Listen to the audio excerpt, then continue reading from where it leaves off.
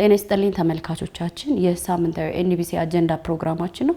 በዛሬው የአጀንዳ ፕሮግራማችን ደግሞ የሸገር ከተማ ምክትል ከንቲባ የሆኑትን አቶ ግዮ ገልገሎን ነው እዚህ እንግዳ አድርገን ቢሮአቸው የተገኘ ነው። የሸገር ከተማ እንግዲህ ከተመሰረተ ባለፉት 3 ዓመታት ለተሻገረ ጊዜ የተለያዩ ስራዎችን እያከናወነ ነው። እዚሁ ላይ ቆይታ እናደርጋለን። ፕሮግራሙን በማዘጋጀትና በማቅረብ ከካሜራ ባለሙያዎች ጋር አብሬያችሁ ቆየው ኢየሩሳሌም አለሙ ነኝ። አብራችሁ ቆዩ። አቶ ግዮ እጅግ በጣም አድርጌ አመሰግናለሁ ፈቃደኛ ስለሆኑልን። አመሰግናለሁ። መልካም እንግዲህ የሸገር ከተማ ከተመሰረተ የኦሮሚያ ልዩ ዞን ከሚለው ወጥቶ 3 ዓመታትን ተሻግሯል። እስቲ በፊት የነበረውን ሁኔታ አስታውሱን። በጣም አመሰግናለሁ። ሸገር ከተማ ከተመሰረተ እንዳልሽው ወደ 3 ዓመት ገደማ የደረሰበት ሁኔታ ነው። ከተማው ይሄ ከተማ ሸገር ሆኖ ከመምጣቱ በፊት ከባቢው በጣም የመልካም አስተዳደር ጥያቄ ችግር ነበረበት። የልማት አጀንዳዎች እነሱበት ነበርና አርሶ አደሩን በማፈናቀል የሚታወቅ ቦታ ነው። ሊትራሊ በነበረው ሂደት የአርሶ አደሩ ኑሮ በጣም ያሽቆለቆለበት፣ የገቢ እድገት የማይታይበት፣ የልማት ስራዎች ያልነበሩበት እና ሰፋፊ የመልካም ጥያቄ የነበረበት የማንነት ጥያቄ እስከምነሳ ድረስ እጅግ በጣም የጨቆና ቦታ ነው ብሎ ማንሳት ይቻላል። መሬት አለ፣ ለአዲስ አበባ ከተማ በጣም ቅርብ ነው፣ ምቹ ሁኔታ እያለ ነገር ግን ትኩረት በማጣቱ በጣም ወደ ኋላ ቀረበት። ትምህርት ቤትና ጤና ጣቢያ፣ ውሃና መንገድ እጅግ በጣም ብርቅ ሆነበት። ከዛ መነሳት እጅግ በጣም የህዝብ ቅራኔ የበዛበት ስለነበረ ይህንን በማየት የለውጡ መንግስት የመጀመሪያው እርምጃ እንዳንድ ትልቁ ትሩፋት ብለን የምንወስደው ይህን ችግር ለመፍታት በትልቅ አቅዶ የተነሳበት ሁኔታ ነበረ። የኦሮሚያ ክልላዊ መንግስትና የአዲስ አበባ ከተማ አስተዳደር በጋራ በመሆን የፌደራል መንግስት ባስቀመጠው አቅጣጫ ኮሚቴ ተዋቅሮ ረጅም ጊዜ ሲሰራበት የቆየ እና አካባቢው የነበረው ችግር በጣም ሰፊ ስለነበረ ጥልቀት ያለው እሹ በመሆኑ በጋራ በማቀድ በጋራ በመሆን ይህን ችግር መፍታት ስላለበት የለውጡ መንግስት አንዱ ይህን መፍታት እንደ ትልቅ አጀንዳ አድርጎ ሲሰራ ነበረ። ከዛ ተነስተው ሸገር ትልቁ የመደመር ውጤትና የመደመር ትሩፋት ብለን መውሰድ እንችላለን። በጋራ ቁጭ ብለው አድሚኒስትሬቲቭሊ ባውንደሪ ከተበጀለት በኋላ ሸገር እንደ አዲስ ከተማ መቋቋም ተችሏል ማለት ነው። ምን ያክል ስፋት አለው እንደው ከተማው ከ160 ሺህ በላይ ሄክታር የቆዳ ስፋት ያለው ከተማ ነው። በውስጡስ ምን ያክል ንዑስ ከተሞች አሉ? ይሄ ምናልባት 160 ሺህ ማለት ምናልባት ከአፍሪካ ግንባር ቀደም ላደርግ የሚችል ትልቅ የቆዳ ስፋት ነው ብለን ወሰን እንችላለን። የትልቅ ከተሞችን ከ3 እጥፍ በላይ ሊሆን የሚችል ነው። ነባር ከተሞች ነበሩ።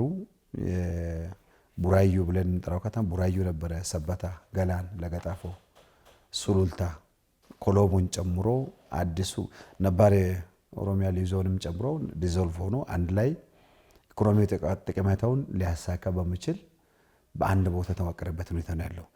ስለዚህ እጅግ በጣም ሰፊ ቆዳ ስፋት ያለው 160 ሺህ በላይ ሄክታር ማለት በጣም ትልቅ ነው።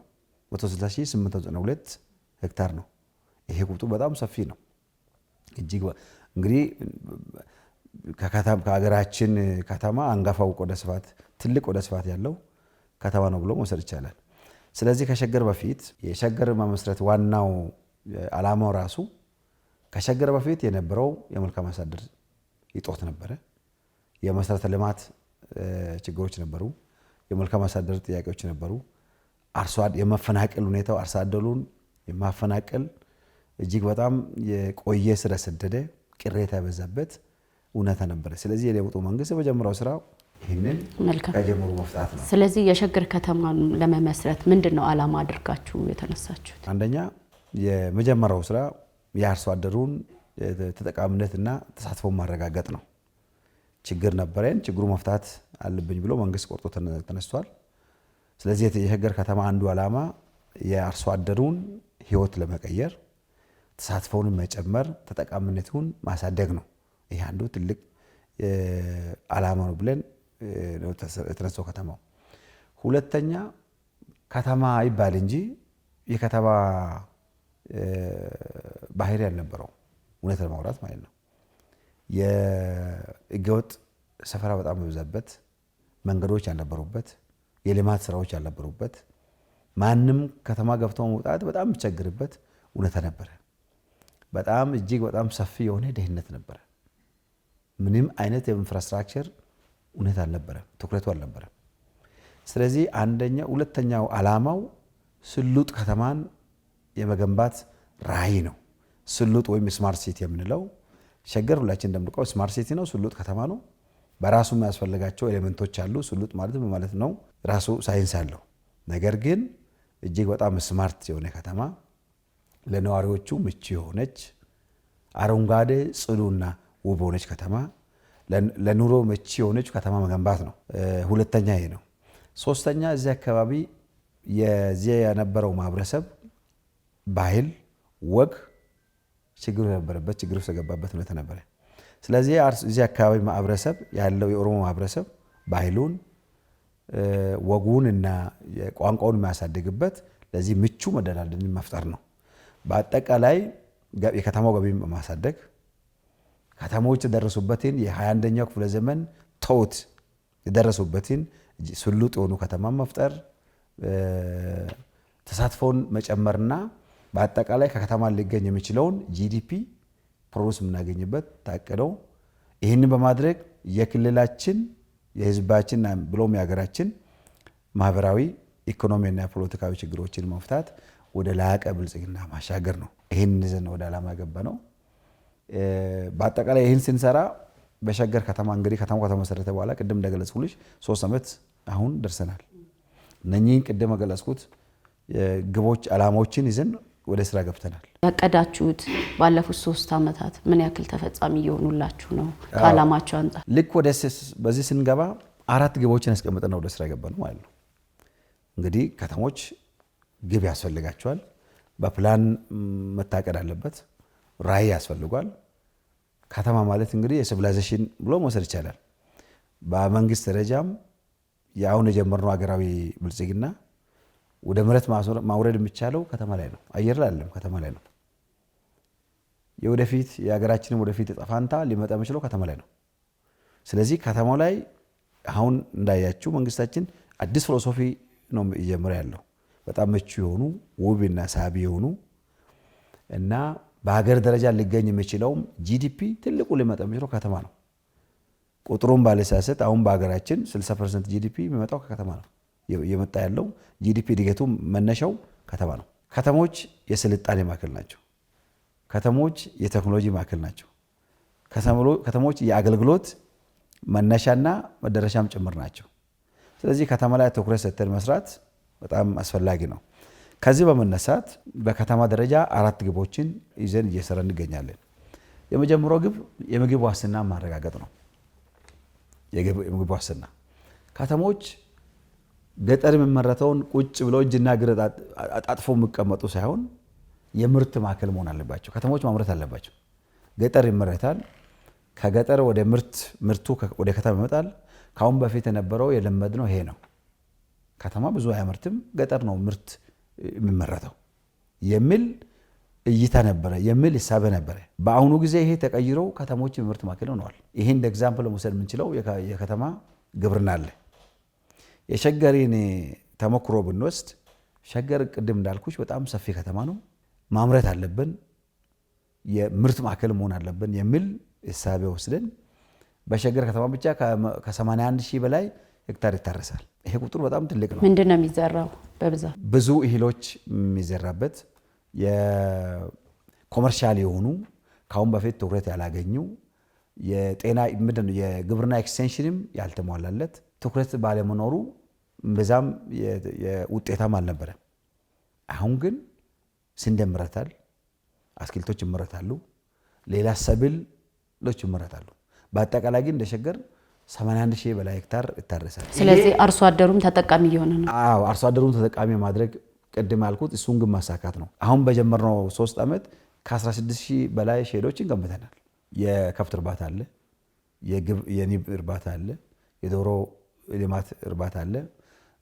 የአሳማም ጨምሮ ሸገር ላይ የማይመረት ነገር አለ። በሁሉም ንዑስ ከተሞች ማለት ነው። 12 ክፍለ ከተማ የተዋቀረ ከተማ ነው። 36 ወረዳዎች አሉ። በእያንዳንዱ ወረዳ እና ከተማ ላይ ቁጥሩ ይብዛ ቢበላለጥም በሁሉም ላይ ግን እነኚህ የልማት ስራዎች ይሰራሉ። አንዱ ግብ ምን ነበር ያልኩሽ? የምግብ ዋስትና ማረጋገጥ ነው። ስለዚህ በጣም ሰፋፊ ሼዶችን ገንብተናል። እዚህ ሼዶች ውስጥ አርሶ አደሩ፣ የከተማ ነዋሪው፣ ስራ ፈላጊው መደራጀበት በየአመቱ ከ200 ሺህ እስከ 300 ሺህ የስራ ዕድል የሚፈጠርበት ቅድም እንዳልኩሽ ኢሳቤ በፊት የነበረው ኢሳቤ የተቀየረበት ገጠር ያመርታል፣ ከተሞች ቁጭ ብለው ገጠር የሚመረተውን ጠብቆ ይበላሉ የሚል ሜንታሊቲ የተሰበረበት ከተሞች የምርት ማዕከል መሆን አለባቸው። አርባንስ ሹድ ቢ ሴንተር ኦፍ ፕሮዳክሽን ነው ብለን ነው ጀመርነው። ስለዚህ ገጠር ይመረታል፣ ከተማውም ያመርታል። የጎመን ለመግዛት የከተማ ነዋሪ ገበያ መሄድ የለበትም። ምግቤን ከጓራዬ በሚል በክቡር የፓርቲያችን ፕሬዝዳንት በአገራችን ጠቅላይ ሚኒስትር የተጀመሩ ኢኒሼቲቮች አሉ። እሱም ማዕከል በማድረግ በእያንዳንዱ ከተማ በእያንዳንዱ ወረዳ ይሄ ተጀመረበት። ስለዚህ ያለ አካባቢ ወጣቶችም የስራ ዕድል ተፈጥሮላቸው እጅግ በጣም የስራ ዕድል ተፈጥረበት ገበያን የማረጋገጥ ሁኔታው ትልቅ ሚና አለው። ዋጋ ንረትን ለመቆጣጠር ትልቅ ሚና አለው። ድህነትን የምናሸንፈው የምናደርገው አጠቃላይ ርብርብ በደንብ ሊያሳካ የሚችልና ለዛ ግብአት ሊሆን በሚችል መልኩ ታስቦ ታቅዶ ተሰረበ። አንደኛ የሸገር ከተማ የመጀመሪያው ግብ የምግብ ዋስትናን ማረጋገጥ ነው። አሁን ጅማሮ በጣም ጥሩ ነው። በእያንዳንዱ ክፍለ ከተማ በእያንዳንዱ ወረዳ ይሄ ጅማሮ አለ። ይህንን በደንብ የማጉላት ስራው የማጠናከር ስራው ቀጣይ የትኩረት አቅጣጫ ሆኖ የምንሰራበት ሁኔታ ነው። ሁለተኛና ዋናው ብለን እንደ ግብ የጀመርነው የሙያና የክህሎት ልማት ነው። የሰው ልጅ ከልጅነቱ ትምህርት ቤት ሲገባ ከኤሌመንታሪ ጀምሮ እስከ ከፍተኛ ትምህርት ደረጃ ግራጁዌት ካደረገ በኋላ በሀገራችን አሁን ስናይ ብዙ ሰው ከትምህርት ቤት ይመረቃል፣ ነገር ግን ሙያ የለው። ሰው በዲግሪ ስለተመረቀ አይደለም፣ በዲፕሎማ ስለተመረቀ አይደለም፣ ወይም የማስተር ሆልደር ስለሆነ አይደለም የሙያ ባለቤት ሊሆን የሚችለው። ሙያ የሌለ ሰው የከተማውን ላይፍ አፎርድ ማድረግ አይችልም። በከተማችን እጅግ በጣም መጠነ ሰፊ የልማት ስራዎች አሉ፣ ግን ሙያን ይጠይቃሉ። ሙያ ያለው ወጣት፣ ሙያ ያለው ማህበረሰብ ከተማውን ያሳድጋል፣ ህይወቱንም ይለውጣል፣ አገሩንም ይቀይራል። ቻይና በሙያ ነው ያደገችው፣ ጃፓንም በሙያ ነው ያደገችው። ሙያ የሌለው ማህበረሰብ ሁልጊዜም ለከተማ እንግዳ ነው የሚሆነው። ተማሪ ከአንዳ ክፍል ጀምረን እስከ ዩኒቨርሲቲ የያዝናቸው የሰርቲፊኬቶች ለዚህ መነሻ ሊሆኑ ይችላሉ፣ ነገር ግን የመጨረሻው ክራይቴሪያ ላይሆኑ ይችላሉ። ከተማ ውስጥ ዛሬ እየሰራናቸው ያሉ ልማት ስራዎች ብዙ ናቸው። ብዙ ፕሮጀክቶች አሉ፣ ሙያ ይጠይቃሉ። ወጣቱ ይህንን ተመልካች መሆን የለበትም፣ ተሳትፎ ውስጥ ያስፈልጋል እና እያንዳንዱ ሙያ ነው። ሰው የሸገር ከተማ ነዋሪ ህዝብ በተቻለ መጠን የሙያ ባለቤት መሆን አለበት። አንድ ሰው ከአንድና ሁለት በላይ ሙያ ሊኖረው ይገባል የሚል ትልቅ የስትራቴጂ አቅጣጫ አስቀምጦ የክልሉ ፕሬዝዳንታችን በየቀኑ ይህን ይገመግማል፣ በየኳርተሩ ይህን ይገመግማል። ከተማ አስተዳደሩ ክቡር ከንቲባን ጨምሮ ለዚህ በቂ ትኩረት በመስጠት ይገመግማል። ይሄ ትልቅ ነገር ነው። ይሄ ትልቅ ምርታ ነው። ትልቅ የስትራቴጂ አቅጣጫ ነው።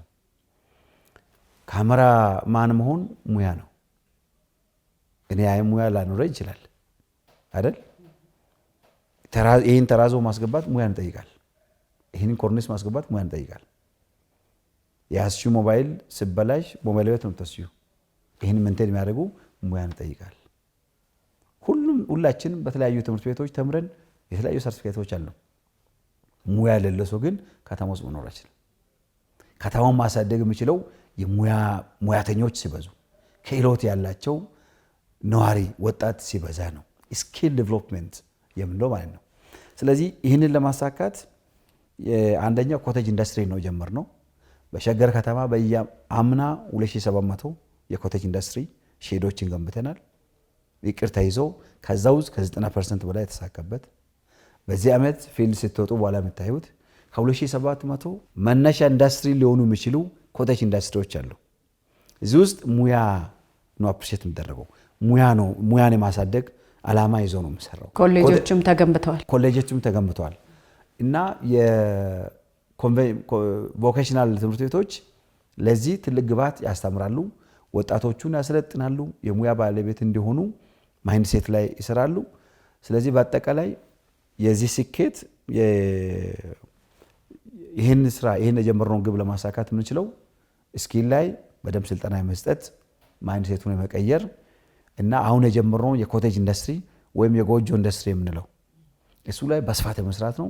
ሸገር በዚህ ትልቅ ምርታ ሊያመጣ የሚችለው ውጤት አምጥቷል። አምና የጀመርነው ከዛ በፊት የነበረው በዚህ ዓመትም ሄዳችሁ ይሄ ማለት ባጭሩ ሁሉም ሳብሲቲዎች ላይ ትንሽ ኢንዱስትሪዎች እየተገነቡ ይገኛሉ ማለት ነው። ለትልቁ ኢንዱስትሪ ግብዓት ሊሆኑ የሚችሉ ኮቴጅ ኢንዱስትሪዎች ናቸው። ሶስተኛ ኢንተርፕረነርሺፕ ነው። ዛሬ ከዩኒቨርሲቲ ከኮሌጅ ግራጁዌት ማድረግ ወጣት የት እጄ ስራ አገኛለሁ የሚል ሜንታሊቲ እስካለ ኢንተርፕረነርሺፑን ማሳካት ትልቅ ከባድ ነው የሚሆነው። ሶ ከኤሌመንት ከታች ጀምሮ መንግስት ትኩረት በመስጠት እስከ ዩኒቨርሲቲ ከፍተኛ ትምህርት ደረጃ ኢንተርፕረነርሺፕ ትልቁ የመንግስት ትኩረት አቅጣጫ ሆኖ እየተሰራበት ይገኛል። ባሰባችሁት ባቀዳችሁት ልክ ነው እነዚህ አሁን ያሉኝ ነገር እየተጓዘ አሁን የጀመርነው ጅማሬዎች በጣም ጥሩ ናቸው። አሁን ዛሬ በእያንዳንዱ ክፍለ ከተማ ከ7000 በላይ ወጣቶች ስልጠና ናቸው። ዛሬ ማለት አንደኛ ማይንድ ሴት ነው። ስራ ፈላጊ መሆን እና ስራ መፍጠር ይቻላል። የማይቻል ነገር የለም። ተምሮ የተመረቁበት ትምህርት አላቸው። ሲወጡ ግን ምንድነው ሸገር ከተማ ያሉ እድሎች ምቹ እድሎች ምንድናቸው? ያለው አቅም ምንድነው? ያሉት አቅምና እድሎችን እሱም በመጠቀም ህይወታቸውን የሚቀይሩበትና ወደ ስራ የሚገቡበት ምንድነው የሚጠይቀው? ማይንድ ሴት ይጠይቃል።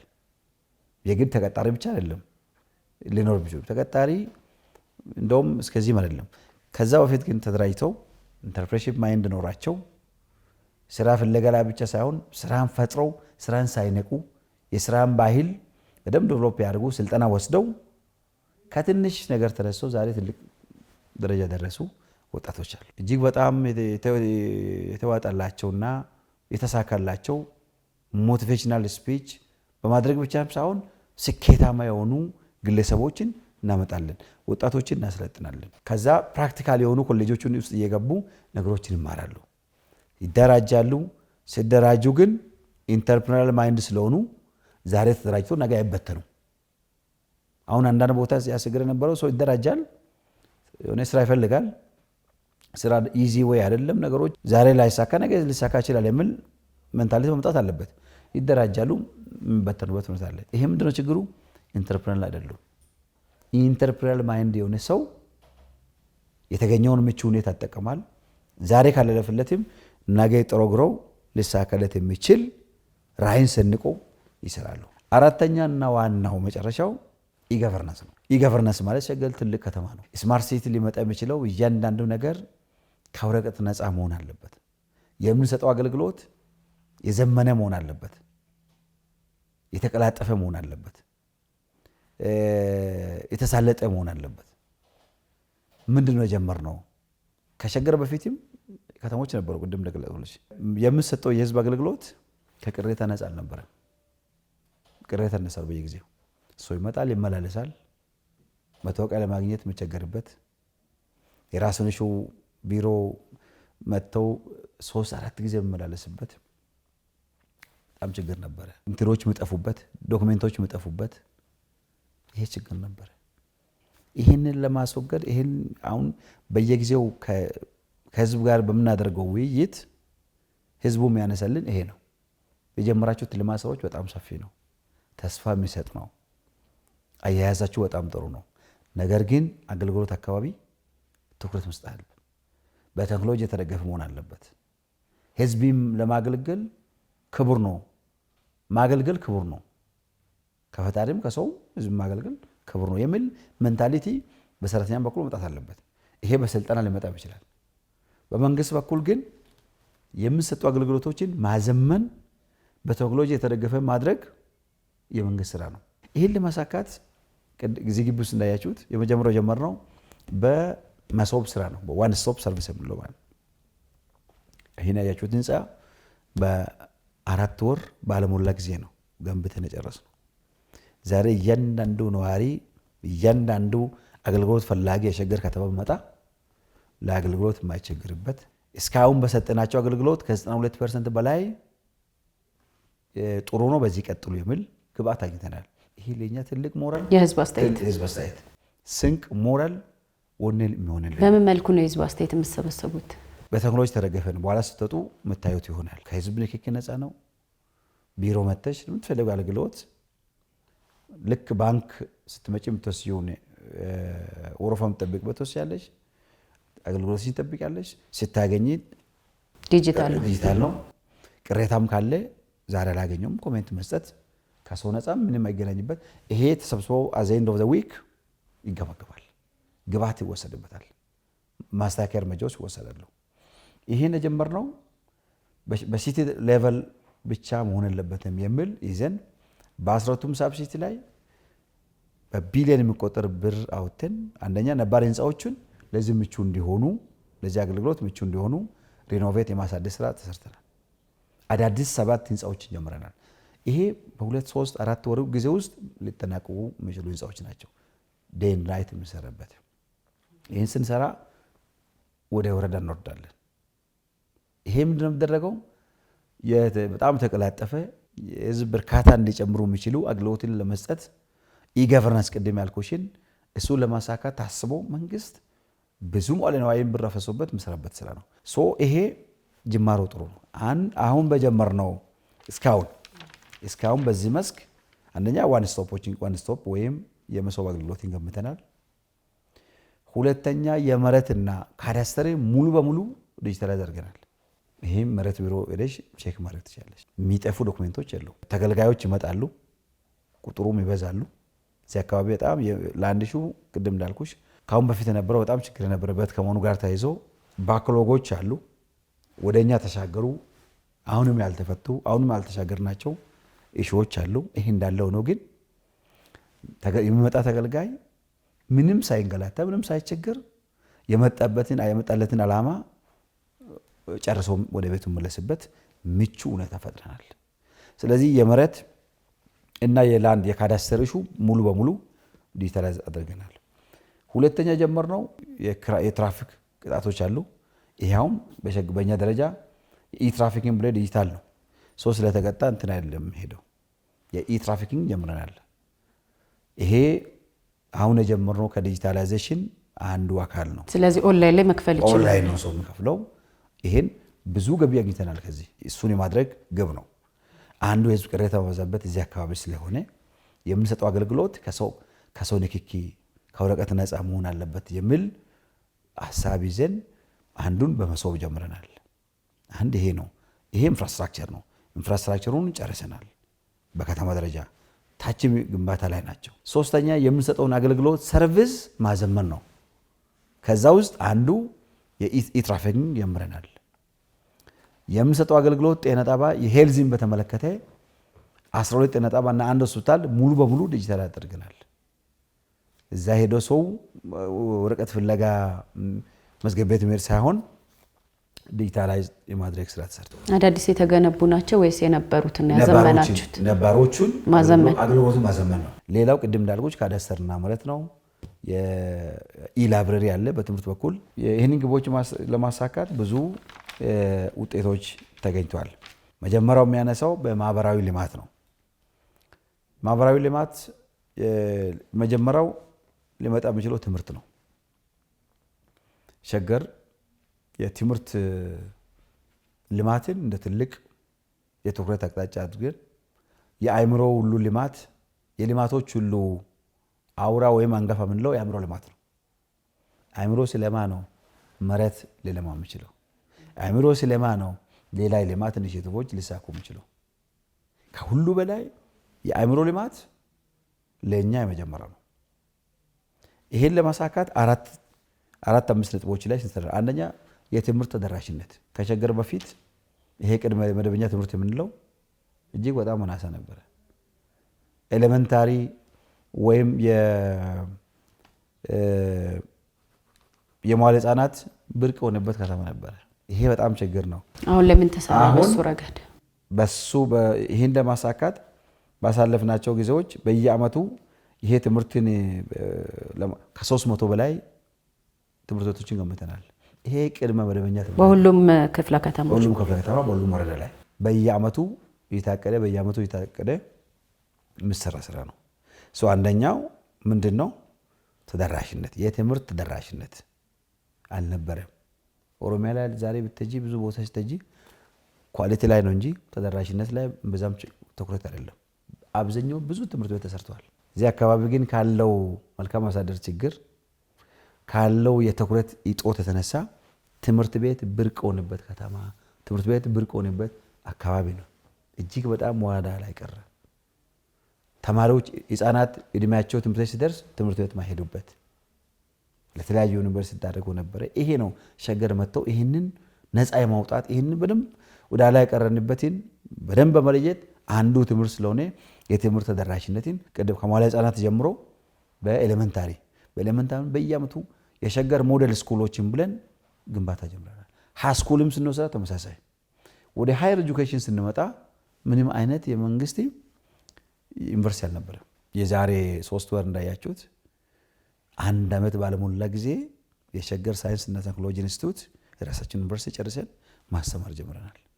ይሄ ትልቅ ምርታ ነው። ይሄ እጅግ በጣም ተስፋ የሚሰጥ ህዝባችንም ለመንግስታችንም ለሀገራችንም ተምሳሌት ሊሆን የሚችል የሞዴል ስራ ነው ብሎ መውሰድ ይቻላል። ኮየ ፈጬ ላይ ሄዳችሁ የተጀመረው ዩኒቨርሲቲ ማየት ትችላላችሁ። የተለየ ዩኒቨርሲቲ ቴክኖሎጂ ነው። ስፔስ ሳይንስ ያስተምራል። አርቲፊሻል ኢንተለጀንስ ያስተምራል። ምናልባት ያልተለመዱ ዲፓርትመንቶች ብዙም እዚህ ማንሳት አያስፈልግም። በአገር ደረጃ ያልተጀመሩ ብዙም የማይታወቁ አዳዲስ ኮርሶችን የሚሰጥ ዩኒቨርሲቲ ነው፣ ኢንስቲትዩት ነው። ያደጉና ትልቅ ቦታ ደረሱ አገራት ደረሱበትን ቴክኖሎጂ የታጠቁ በወረቀት ሳይሆን በዲጂታል የሚማሩበት ለአንድ ፕላትፎርም ተፈጥሮ የተሰራበት ነው። ይሄን የምናውቀው የሰራንበት የክልሉ መንግስት ክቡር ፕሬዝዳንታችን በተለይ ክቡር ፕሬዝዳንቱ ለትምህርት ያለው ፓሽን በጣም ሰፊ ያደጉ አገራት በጣም ትልቅ ቦታ ደረሱት በትምህርት ነው። እጅግ በጣም ወደ ኋላ ቀሩ ሀገራት ምስጢሩ ለትምህርት ተገቢውን ኢንቨስትመንት ባለመስጠት። በጀት እጥረት አላጋጠማችሁም? እንደዚህ አይነት በጣም ዘመናዊ አይነት የባጀት ኮንስተንት ሳይኖረን ኢን ቢሊየንስ ከ10 ቢሊየን በላይ መመደብ ጨርሰን ወደ ስራ ተገባ። በክልሉ ነው በከተማ አስተዳደሩ። ይሄ ማለት ሳንቲም ተርፎን ገንዘብ ተርፎን አይደለም። ቅድም እንዳልኩሽ ከልማቶች ሁሉ በላይ ልማት ምንድነው? የአእምሮ ልማት ነው። አእምሮ ከለማ ሌሎችም ይለማሉ የሚል ህሳቤ። ሁለተኛ እጅግ በጣም ወደ ላይ የቀረበት አካባቢ ከመሆኑ ጋር ተይዞ በዚህ ብንጀምር ሌሎችም የግል ባለሀብቱም ወደዚህ ይገባል የሚል ህሳቤ ተወስደው የተሰራበት ነው። ሁለተኛ የጥራት ነው። ጥራት ላይ ብዙ ስራዎችን ሰርተናል። 8ኛ ክፍል ተማሪ የ6ኛ ውጤት የ12ኛ ክፍል እና ከዩኒቨርሲቲ አጠቃላይ ከሸገር በፊት የነበረውና ከሸገር በኋላ ያለው የጥራት ውጤት በጣም የተሻሻለበት ያለው ገምገማችሁታል? አዎ፣ ይሄም ገምገመናል። በደንብ ገምገመናል። ቁጥሩ ማንሳት ይችላል። ለምሳሌ 6ኛ ክፍል 93% ነው አቺቭ ያደረግነው በዘመት 8ኛ ክፍል 89% 2017 12ኛ ክፍል ሬሜዳልን ጨምሮ 36.9 ነው። ሬሜዳልን ጨምሮ 36% ነው። ይሄ ማለት በአገር ደረጃ ስንት ነው? የሸገር ስንት ነው ብለሽ ራስሽን አናሊሲስ መስራት ትችላለሽ። ስለዚህ ሁለተኛው ጥራት ነው። ሶስተኛ ፍትሃዊነት፣ የወንድና የሴት ሬሽዮ አሁን ኦልሞስት 1:1 ነው። በእኛ እንደውም ኤሌመንታሪና ከዛ በፊት የነበረው ቅድመ መደበኛ ላይ የሴት ተሳትፎ ነው የሚበዛው። ሌላም ሲበዛ 1:1 ሆነበት ሁኔታ ነው። ስለዚህ በትምህርት መስክም ጥሩ ጅማሮች አሉ። እጅግ በጣም ውብ የሆኑ ትምህርት ቤቶችን በየአመቱ እንገነባለን። በሸገር የተለየ ሸገር ሞዴል ስኩል በማለት ማለት ነው። ምናልባት ሌላ ቦታ ላይ ታገኝ ትችላለች። ሸገር ሞዴል ስኩል ብለን በሸገር ከለር ኮድ በሸገር ስታንዳርድ እና የሚገነቡ በእያንዳንዱ ትምህርት ቤቶች አሉ። ቁጥሩ ፍላጎቱ በጣም ብዙ ነው። እጅግ በጣም ወደ ላይ የቀረንበት መስክ ነው። አሁንም ከዚህ በላይ መስራት ይጠበቅብናል። ነገር ግን ጅማሮ በጣም ወሳኝ ነው። አንዱ ማህበራዊ ልማት ይሄ ነው። ሁለተኛ ጤና ነው። ጤና ቅድም እንዳነሳሽው ከሸገር በፊት አንድም ሆስፒታል አልነበረም። ይሄ ችግር ነው። በአጠቃላይ በጤና መስክ ተመሳሳይ ስራዎችን አንደኛ ተደራሽነት ነው። ተደራሽነትን ስንወስድ ጤና ጣቢያ ከሸገር በፊት 24 ነበረ። በዚህ 3 ዓመት 34 አድርሰናል። 10 ደረጃቸውን የጠበቁ ጤና ጣቢያዎችን ገንብተን 34 የደረሰበት ሁኔታ ነው ያለው። ሁለተኛ ሆስፒታል አልነበረም፣ ዜሮ ነው ፍሮም ስክራች። አሁን ግንባታ ላይ ያሉ ጨምሮ 5 ሆስፒታሎችን ግንባታ ጀምረናል። ቡራዩ አካባቢ ምናልባት ለሀገራችንም ትልቅ ይሆናል። ወደ 500 አልጋ በአንድ ያለው ጀነራል ሆስፒታል ሸገር ዋና የምንለው ግንባታ ላይ ያለው እጅግ በጣም ሰፊ ነው። በአንድ ጊዜ 500 አልጋ ያለው ሆስፒታል በአንድ መጀመር ትልቅ ነው። ባለሙያ እጥረት አላጋጠማችሁም? ለነዚህ ሆስፒታሎች እና ጤና ጣቢያዎች ግንባታ ላይ ስላሉ የሰው ሀብቱን መጠበቅ አሁን ያልኩሽ ግንባታ ነው። አጠቃላይ ግንባታ ላይ የጀመርናቸው ተደራሽነት ነው። እንግዲህ የተጠናቀቀ አሁን የተመረቀ አለ። ለምሳሌ ዲማ ሆስፒታል አለ። የሰው ኃይል እዚህ አካባቢ ብዙም ችግር የለም። አንዳንድ የባጀት ችግሮች አሉ። አጠቃላይ ግን ዲማ ሆስፒታል ብለን ሰባታ ላይ የነበረውን ወደ ሆስፒታል ያሳደግንበት ተጨማሪ ብሎኮችን ገንብተን ወደ ሆስፒታል ያሳደግንበት ሁኔታ ነው ያለው። ሙሉ በሙሉ 100% ዲጂታል ሆኗል። ይሄን ወጣችሁ ምታይ የወረቀት ስራ ቀርቷል። የጀመረው ምንድነው? በአምስቱም በሮች ላይ ሆስፒታሎች እንገነባለን ነው። ቡራዩ ላይ ገንብተናል። ሰመታ ላይ ወደ ስራ ገብቷል። በዚህ ዓመት አሁን ቆየ ፈጭ ላይ ጀምረናል። ሱሉልታ ላይ ከአንድ ወር በኋላ ይመረቃል። ለገጣፎ ኩራጅዳ ክፍለ ከተማ ላይ ከአንድ ወር በኋላ ይመረቃል። እጅግ በጣም ደረጃውን ጠበቀ። ከወዲሁ ግብዣ ተደርጎላችኋል፣ መሳተፍ ትችላላችሁ። ስለዚህ ከዜሮ ተነስተን እዚህ ደርሰናል ማለት ነው። 46 ጤና ኬላ ነበረ። አሁን ስራ ላይ ካሉት ጋር 79 ስራ ላይ ያሉ አሉ። አሁን እየሰራናቸው ያሉ አሉ። ይሄ አጠቃላይ ሲጠናቀቅ 91 ጤና ኬላ ይኖረናል። ከ46 ወደ 91 ራሱ ትልቅ ኢንቨስትመንት ነው። ትልቅ ባጀት የሚጠይቅ ነው። አንደኛው ተደራሽነት ነው። ሁለተኛ የጤናን የጥራት ማሳደግ ነው። ፍትሃዊነት አለ፣ ቴክኖሎጂ አለ። በጤና መድን ከሸገር በፊት የነበረው የጤና መድን በጣም ቁጥሩ አነስተኛ ነበር። ኦልሞስት አሁን 1.8 ከ1 ሚሊዮን በላይ ህዝብ በጤና መድን ተጠቃሚ ሆነዋል። ሪፈራል መሄድ ይችላሉ። በአገር ውስጥ መሳተፍ ይችላሉ። ባሉን ጤና ጣቢያዎች እና ሆስፒታሎች የጤና አገልግሎት የሚያገኙበት ሁኔታ ነው ያሉና የመድን አቅርቦት የተሳካበት ሁኔታ ጥሩ ጅማሮ ላይ እንገኛለን። ሶስተኛ ህዋ ነው። ሸገር ለህዋ ምቹ አቅምና ፖቴንሻል ያለው ከተማ ነው። ነገር ግን እጅግ በጣም የህዋ ችግር ያለበት የከተማ አስተዳደሩ በየአመቱ ከ3-5 ቢሊዮን ብር ለህዋ ብቻ ይበጅታል። አሁን አምና የሰራናቸው አብዛኛውን አስመረቀናል።